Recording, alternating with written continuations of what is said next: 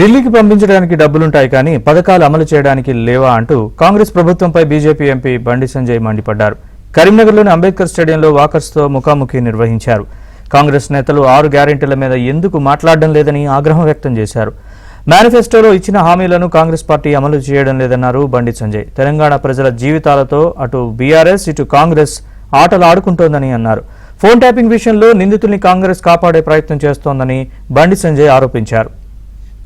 రైతులకు ఇవ్వడానికి బోనస్ ఇవ్వడానికి రైతులకు ఇచ్చిన హామీలు నెరవేర్చడానికి పైసలు కాంగ్రెస్ పార్టీ నాయకుల దగ్గర, ఇచ్చిన హామీలు గ్యారెంటీ నెరవేర్చడానికి పైసలు కాంగ్రెస్ పార్టీ నాయకుల దగ్గర. కానీ ఢిల్లీకి పైసలు పంపించడానికి రాష్ట్ర వ్యాప్తంగా ఖర్చు పెట్టడానికి దీన్ని తెలంగాణ రాష్ట్రాన్ని ఒక ఏటీఎం లెక్క మార్చుకుంది కాంగ్రెస్ పార్టీ. ఢిల్లీ నుంచి ఎప్పుడు ఫోన్ వస్తే అప్పుడు ఎన్ని వందల కోట్ల రూపాయలు అంటే అన్ని వందల కోట్ల రూపాయలు ఢిల్లీకి పంపించడం మాత్రం కాంగ్రెస్ పార్టీకి సాధ్యమవుతుంది. కేసీఆర్ కుటుంబమేమో ఇతర రాష్ట్రాల పైసలు పంచుకొని పేరు సంపాదించుకోవడానికి వాళ్ళు ప్రయత్నం చేశారు. వాళ్ళ పేరు ప్రఖ్యాతి కోసం వాళ్ళ కుటుంబం సంపాదించుకున్నది. కాంగ్రెస్ పార్టీ వస్తే ఢిల్లీకి వెయ్యడానికి వాళ్ళ పైసలు ఇవ్వాలా కాంగ్రెస్ పార్టీకి ఉపయోగపడుతున్నది. కానీ తెలంగాణ రాష్ట్ర ప్రజల బతుకు మాత్రం మారే పరిస్థితి లేదు. బట్ ఇటువంటి పరిస్థితిలో ఈ 2 పార్టీలకు గుణపాఠం చెప్పాల్సిన అవసరం ఉంది.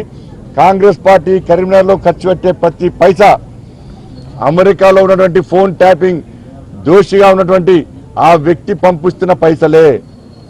ఒక్కొక్క ప్రజాప్రతినిధి అకౌంట్లో 5 లక్షల రూపాయలు వేసారు, 15 లక్షల రూపాయలు ఇస్తున్నారు. ఇలా నేరుగా కొనుగోలు చేసే ప్రయత్నం చేస్తున్నారు. ఎన్నికల కమిషన్ దీన్ని స్పందించాలి.